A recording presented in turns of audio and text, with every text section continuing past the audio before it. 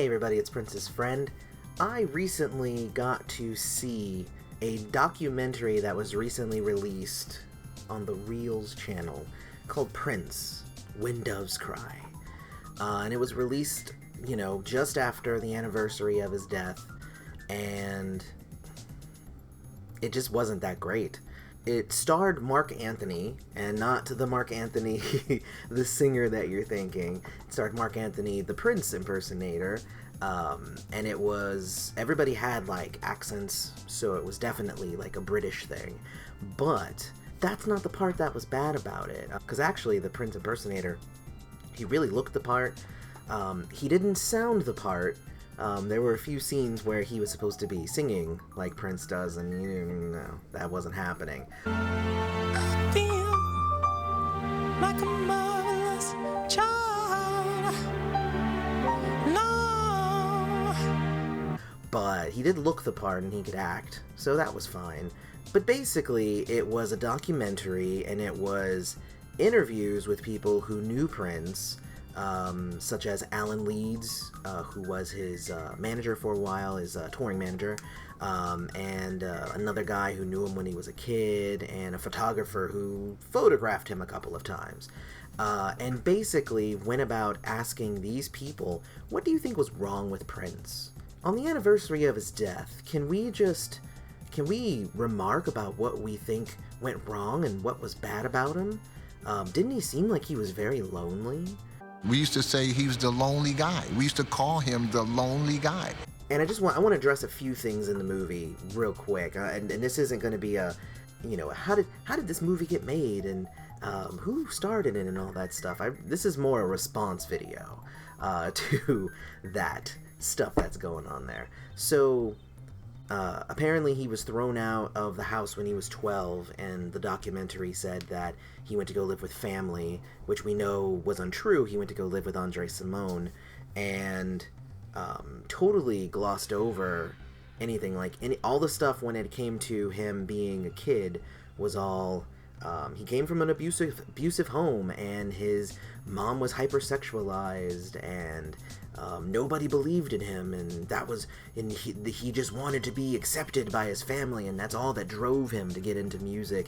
And it wasn't that he was surrounded with musicians. It wasn't that he had a soul for music, and that he was the best on the block, and that he excelled in these things, and it all had to do with his dad, and it all had to do with his mom, and that was what When Doves Cry was based on. And it focused way too much on what was wrong with Prince.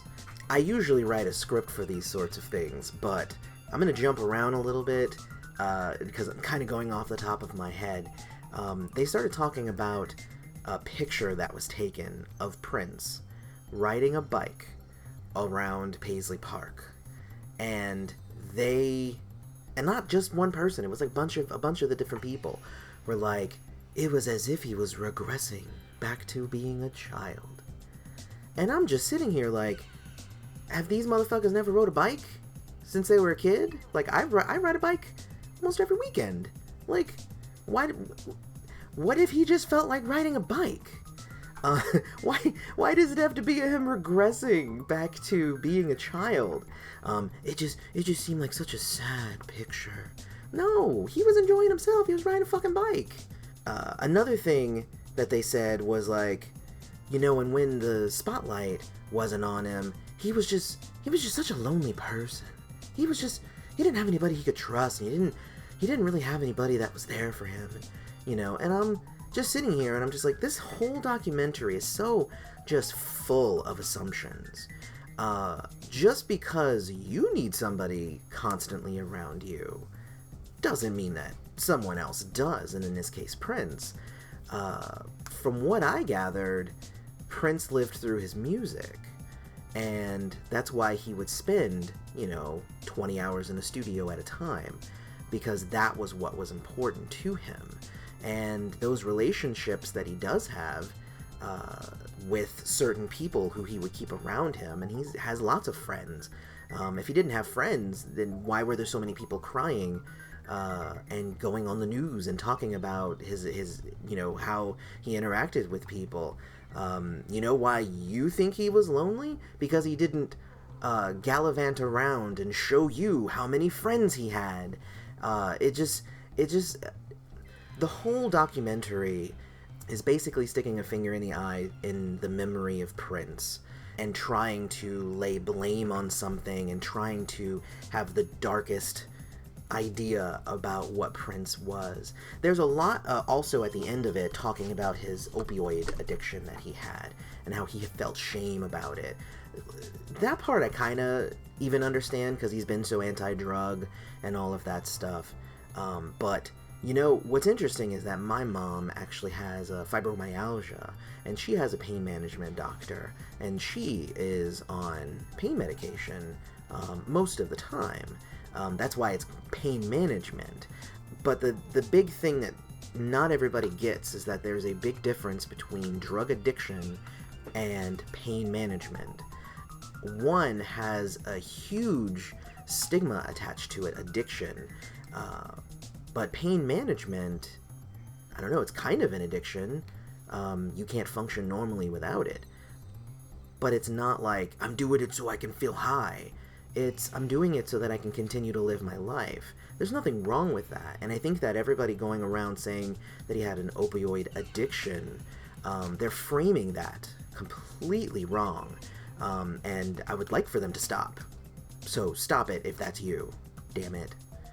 I won't harp too much more about this, but I just want to say that I was just sitting there watching the documentary. It's about an hour and a half, and I was just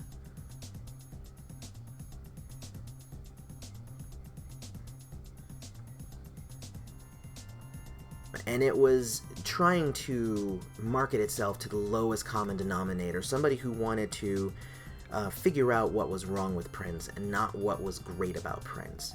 They didn't talk anything about his music.